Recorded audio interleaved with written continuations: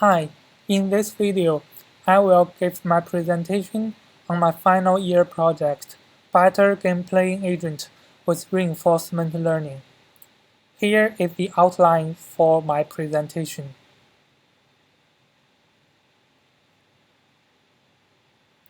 I will now start with the introduction part. So in my project, game refers to zero-sum discrete game with perfect information, and the game is conducted between two players. Meanwhile, the game should also be fully deterministic, which means if we follow the same sequence of moves, we will always get the same result. And we have 2D games, include Tic-tac-toe, Gobang, Connect 4, and Othello. And we also have 3D games, include 3D Tic-tac-toe and Tic-stac-toe. I will introduce the rules of these games later. And in my project, reinforcement learning algorithm refers to training methodology adapted from AlphaGo 0 and AlphaZero. Here is the project objective. First, we aim at developing game-playing agents for a set of board games with algorithms of AlphaGo 0 and AlphaZero. And based on this, we aim at proposing a general framework for training games playing agent for zero-sum game with perfect rules and information. We have achieved both objectives. Now I will go to the description of the problem part. I will now introduce the game rules of the several games involved in this project. So first game is Tic-tac-toe. It's a relatively simple game, and traditionally it has 9 different positions. A player can win the game if he occupies a whole line either horizontally, vertically, or diagonally, as indicated in the figure on the left. We actually extend Tic-tac-toe to bigger board size, and in this case, the game will have n by n different positions, where n is a parameter, and we still require a player to occupy a whole horizontal or vertical or diagonal line to win the game. So if the board size is 6 by 6, the player has to occupy 6 consecutive positions in one line to win the game, either this way, or this way. And the second game is 3D Tic-tac-toe. It is the 3D version of Tic-tac-toe, so we go from a 2D plane to 3D space.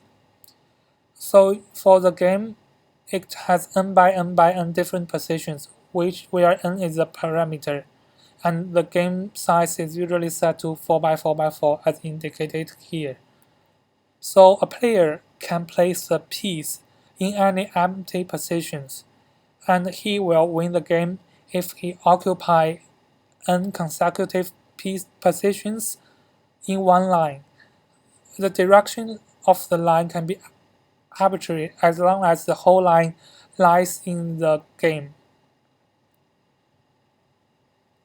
So Tic-stac-toe is slightly different from 3D Tic-tac-toe.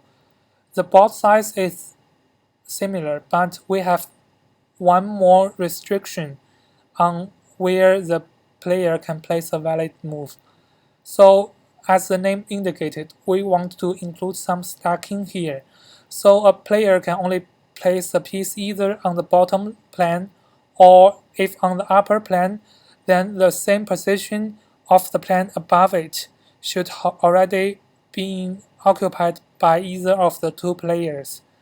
So for example, for the game state indicated on in the figure on the left, there are totally 16 valid positions, including 14 on the bottom line and 2 on the first layer. And the winning rules is same as the winning rule of 3D Tic-tac-toe. So we The next game is Gobang. We make the size of the game board smaller to fasten our training process. So in our modified Gobang game, there are totally 36 different positions. And a player can win the game if he occupies 4 consecutive positions in one line, either horizontally, vertically, or diagonally. And the next game is Connect 4. So it is played in a plan like this, and a player will drop a piece from the upper line here in either one of the 7 channels, and the piece will fall down until it hits the ground or hits another piece. And if the player can have 4 consecutive pieces in one line, either horizontally, vertically, or diagonally, he will win the game. And the final game is Othello.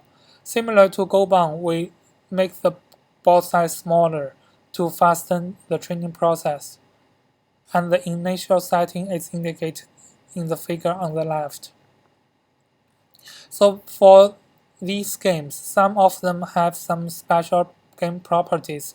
For example, there are games with winning strategy for the first player.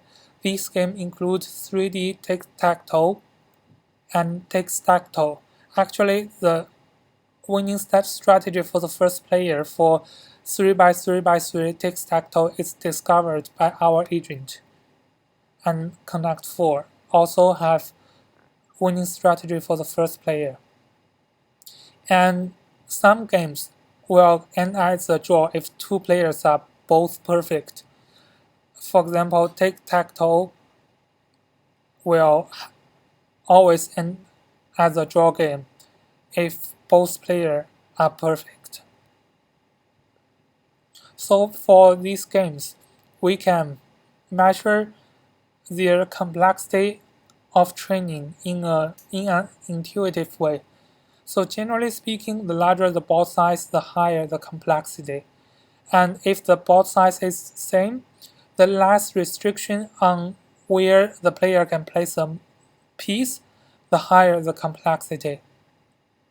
So if the game only ends when the board is full, such as Othello, then the complexity is higher if all other settings are the same.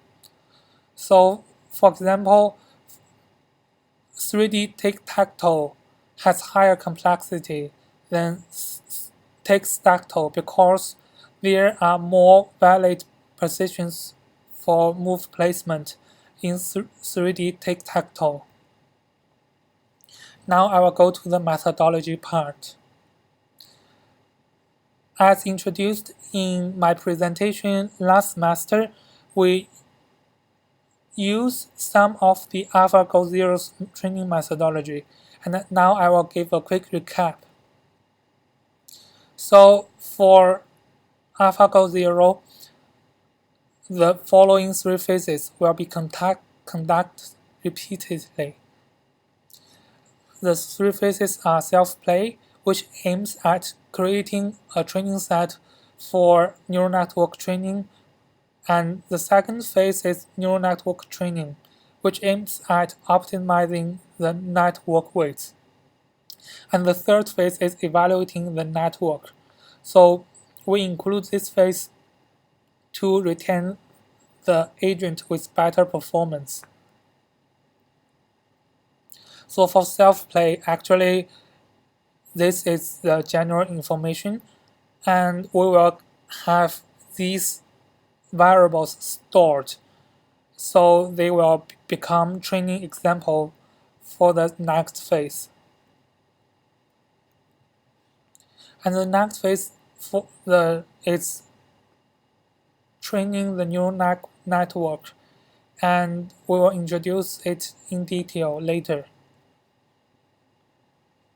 And for neural network evaluation, we want to retain the game agent, which is stronger. So since Google DeepMind has a lot of computing resources, these three phases are conducted in parallel. But in our project, due to the limitation of computing resources, these three phases are conducted in sequence. So we come up with iteration-based training. So this is one iteration of training, and within each iteration, we will have these three phases similar to the methodology of AlphaGo Zero. So our agent will be developed in this way. We start with iteration 1, phase 1, iteration 1, phase 2, iteration 1, phase 3, and then go to iteration 2, phase 1, phase 2, phase 3, and go to iteration 3, then iteration 4, 5, and so on. Now, I will introduce the comparison between AlphaGo Zero and AlphaZero. So AlphaZero is an updated version of AlphaGo Zero, which can master the game of Go, chess, and Japanese chess. Its implementation differs from AlphaGo in several aspects. We are interested in one of the modifications. In AlphaGo Zero, in the game competition phase, we will get the latest trained agent to compete with the best agent trained before this iteration, and in the next round we will let the best agent trained so far to generate the self-playing games. But in AlphaZero, we will always use the latest trained agent to generate the self-playing games. So actually we conduct some experiment for both training methodology. And here is the basic information. So for both agent A and B, we use a Tesla K80 GPU to train it. And it turns out that agent B will take shorter time to have better performance. So we will adopt this approach in our future development of game playing agent. So from now, the self-playing games in the self-play phase is always generated by the latest trained agent. And I will give a brief introduction on 3D CNN for 3D games. So for 2D CNN, here is the mathematics behind it. And for 3D CNN, here is the mathematics behind it. We can see that there is actually one more parameters, but the structure is very similar.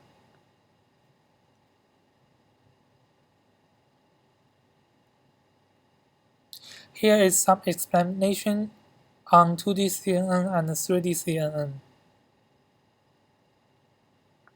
So in general, 3D CNN is commonly applied at analyzing videos, but we can also view the box of 3D games as several consecutive pictures.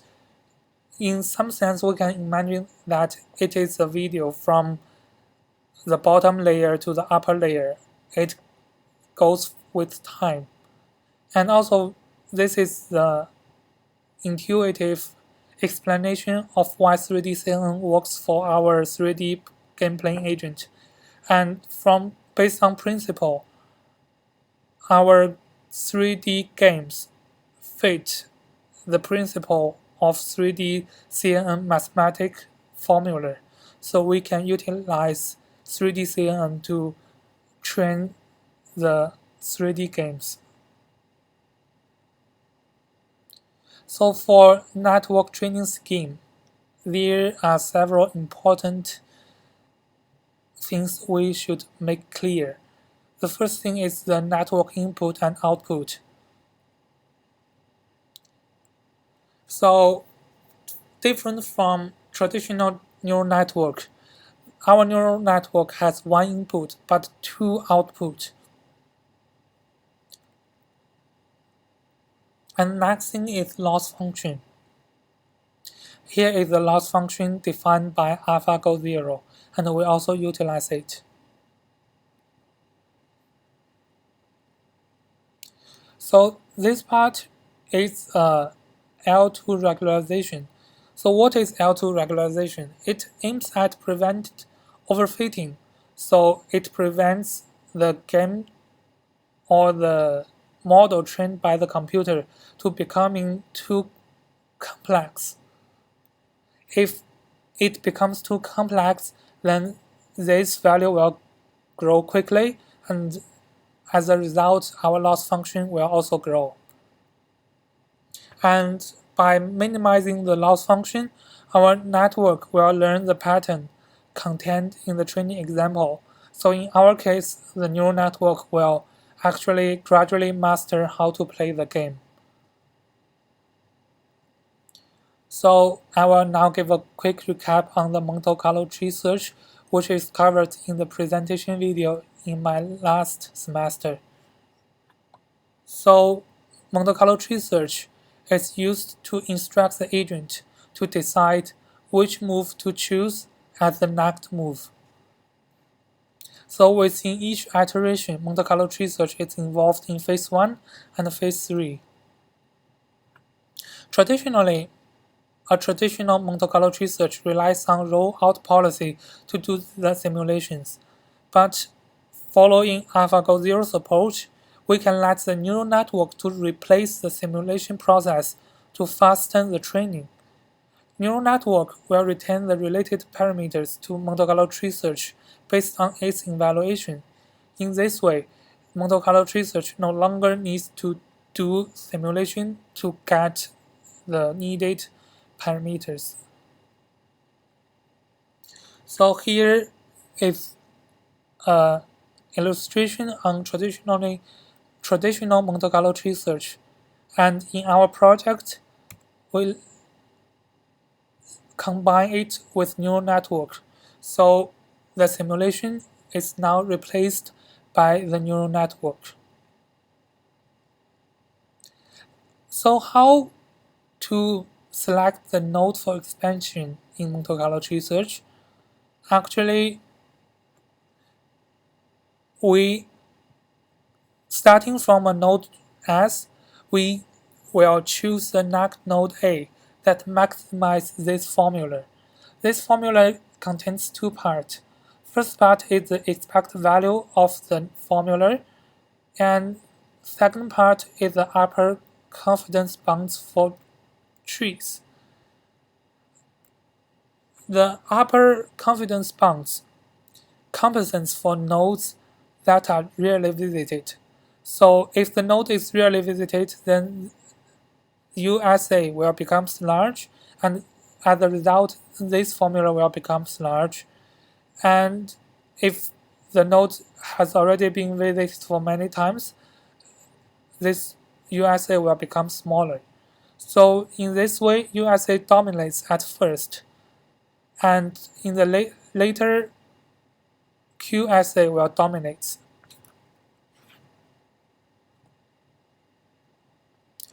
Then we want to know how the agent chooses its next move. So in phase 1, the agent will choose its next move in a random way, and in phase 3, it will choose in a deterministic way. A random way will involve a temperature parameter, and the example on the right sets the temperature parameter to 1. And the deterministic way will always choose the largest n. So for this example, in a random way, if we set the temperature parameter to 1, we'll choose the next move following this property distribution. And if we choose the next move in a deterministic way, we'll always choose the largest, and so we will choose this move. Since generating self-play games is the bottleneck for computation resources. We introduce buffer for training example. In this way, we can let our agent to play fewer rounds of games per iteration, and by holding a buffer on the training examples, we still get enough examples for training the neural network. I'll explain why generating self-playing games is a bottleneck for computing resources. It is estimated that Google DeepMind uses thousands of TPUs to generate self-play games for the game of Go. Because generating self-play games, we have to let two agents to play until the game comes to an end, and we have to repeat the process for many times, then it will really take long. So here is an illusion on how the buffer works. At the beginning, the buffer is empty, and after iteration 1, we push the training example or the self-play games generated in iteration 1 to the buffer, and then similarly for the following iteration. And at iteration 10, our training example buffer is full. So in the next iteration, we will discard the oldest training example and let a newest training example in. The final part of methodology is how to evaluate the training methodology in a systematic way. So actually, we have two aspects to evaluate. First aspect is neural network. We want to see whether the neural network learns the pattern contained in the self-play game. We can do the evaluation based on the loss function. The second aspect is the performance of agent.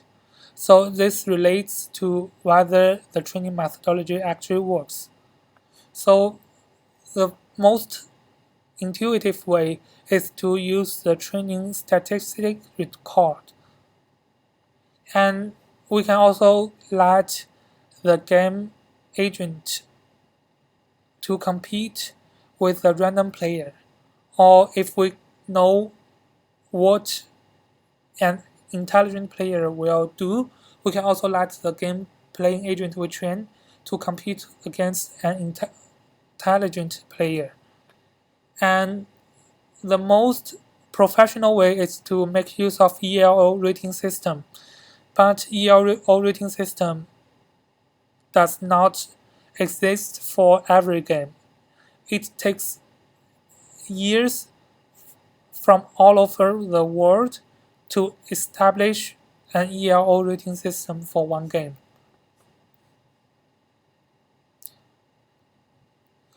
Now I will proceed to the implementation part. So I will introduce the general training framework I propose. I write the program in Python. So for training a new game playing agent for a new game, I can leave this part untouched, this part of code untouched, and only focus on this one. This is to write a neural network for the new game, and this is to write the human player, agent player, random player for the new game, and this is to specify the rule for the new game. Here is the testing result. So for 3D Tic-tac-toe, it takes around 30 hours on 8 CPUs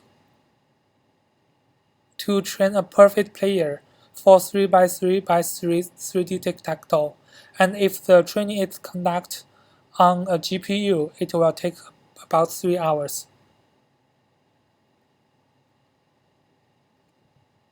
And for 4x4x4 3D tic-tac-toe,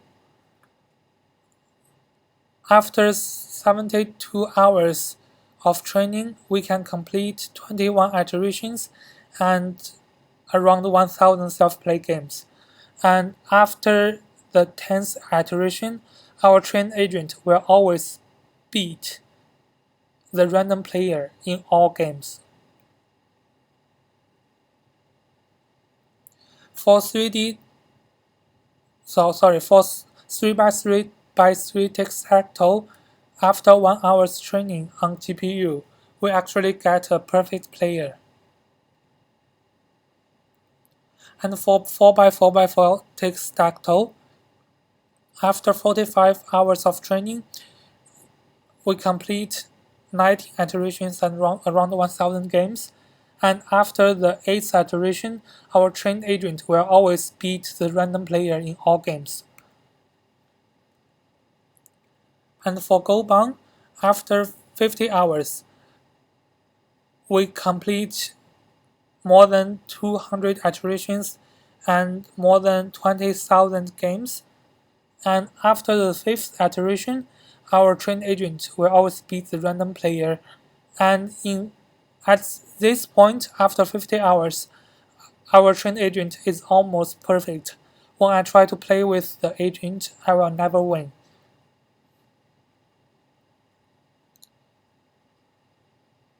And for Connect 4, it takes around 35 hours to train a perfect player. And for Othello,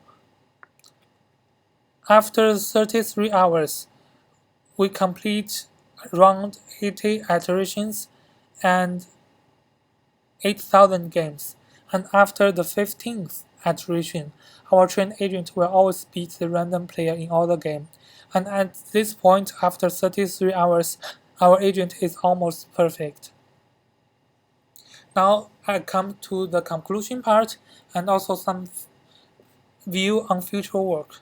So in this project, we've developed game-playing agents for a set of zero-sum games with the algorithms of AlphaGo 0 and AlphaZero, and these games including Tic-tac-toe, 3D Tic-tac-toe, Tic-stac-toe, Gobang, Connect 4, and Othello. For Tic-tac-toe, 3D Tic-tac-toe, and Tic-stac-toe, the board size is dynamic. And we've also proposed a general training framework for gameplay agent for zero-sum board game with perfect rules and information. And let the computer start from scratch. We can learn how to play the games based on computer's experience. This is somewhat contradiction from our intuition. So for traditionally, we let the computer to learn from human experience. But in our project, we human beings can learn from computer's experience. And for future work, it includes generalizing AlphaZero's methodology to master non-zero-sum games, such as Tetris. And I will give my sincere gratitude to my supervisor on his instructive suggestions, and thank you. Here are some references.